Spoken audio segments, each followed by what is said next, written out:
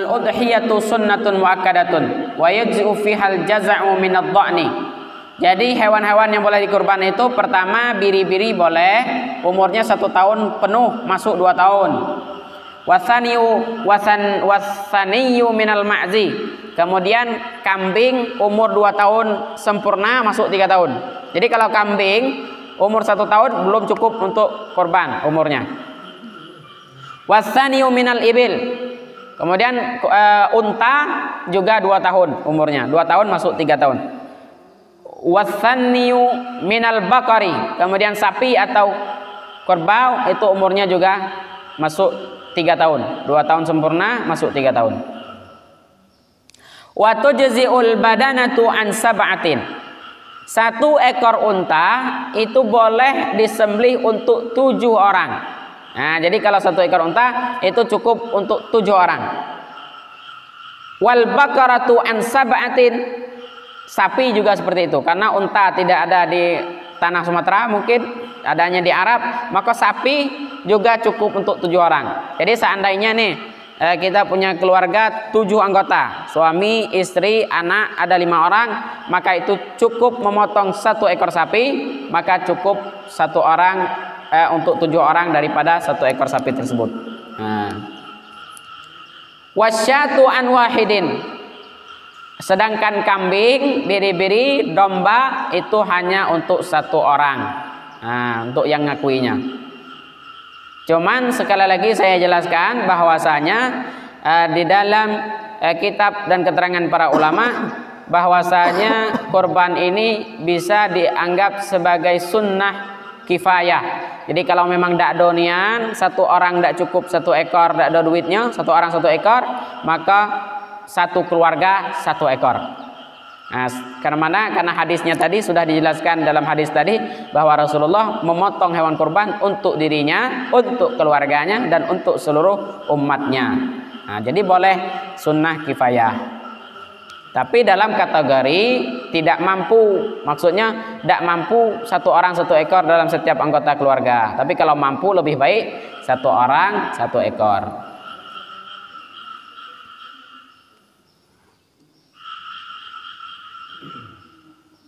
Wa arba'un la tujzi'u fid dhahaya. Ada 4 kriteria hewan yang tidak boleh dikurbankan. Nah, dia sapi, kerbau, kambing. Cuman dia ini punya 4 hal yang menghalangi dia daripada kesempurnaan kurban. Yang pertama,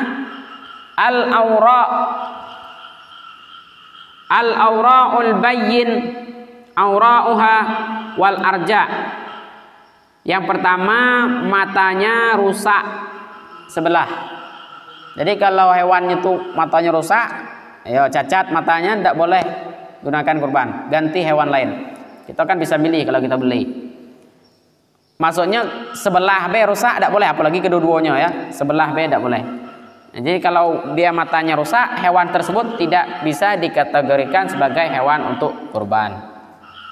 Kemudian wal arja'ul bayyinu arajuha. Hewan yang pincang. Kalau hewan ini pincang, memang pincangnya kelihatan, maka tidak boleh untuk kurban. Untuk makan biasa baik. Kalau untuk kurban tidak bagusnya. Untuk kurban ini hewannya harus sempurna, harus sehat.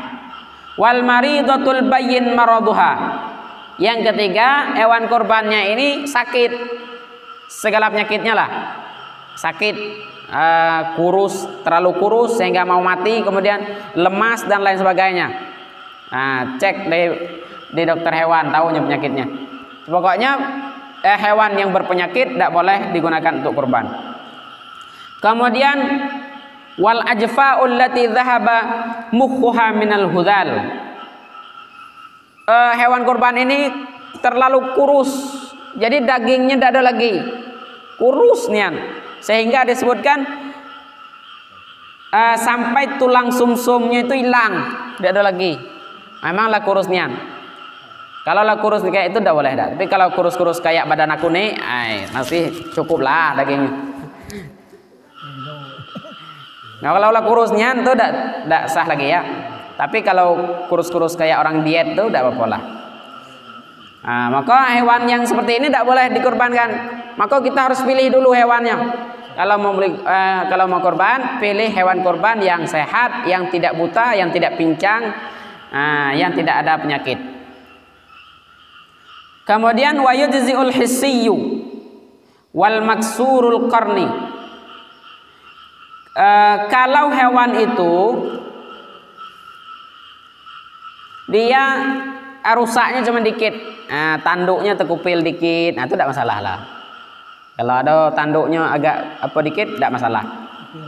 Ya, kupil dikit. Wala tujzi'ul maqtu'atul udhuni wadzanab. Tetapi kalau hewan tersebut terpotong telinganya atau ekornya, tidak boleh juga. Jadi hewan kurban ini ekornya harus lengkap. Jadi jangan tidak terpotong telinganya, kupingnya juga harus sempurna. Kalau hewan itu sudah terpotong kupingnya atau ekornya, maka tidak bagus digunakan untuk kurban. Nah, itu.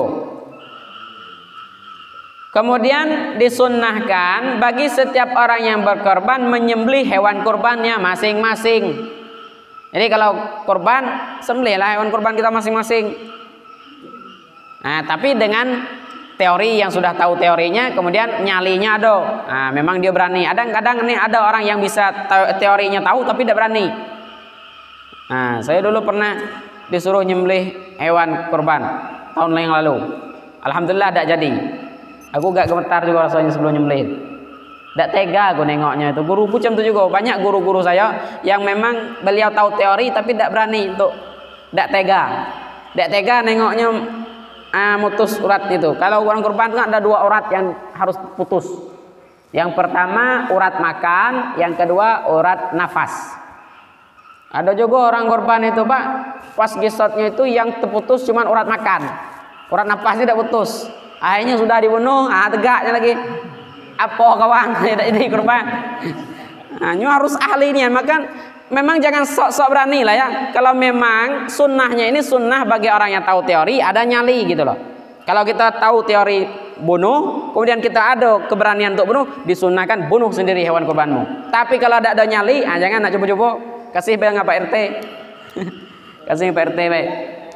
Nah, kalau kita tidak nyali suruh orang bunuhnya. Apalagi bunuh sapi ya, sapi itu agak besar. Kalau kambing mungkin enak lah ya. Nah, kalau berontak tidak perlu ada, bunuhnya. Jadi memang harus ada teori. Kemudian teori membunuh itu, bunuhnya itu dari bawah ke atas, bukan dari atas ke bawah. Ya tak, Pak Imam, dari bawah. Nah, ditarik, maksudnya ditarik, bukan diisut kayak itu. Nah, itu teori bunuh. Aku teori tahu aku, cuman tidak pernah juga loh. Ya, kemudian bunuhnya itu ya harus disediakan pisau yang tajam ya, pisau yang tajam.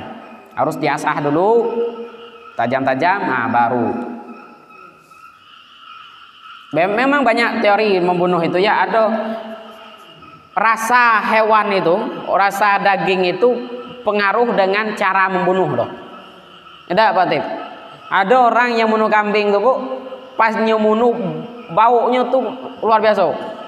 Tapi kalau waktu orang yang bunuhnya tuh paham, kurang baunya.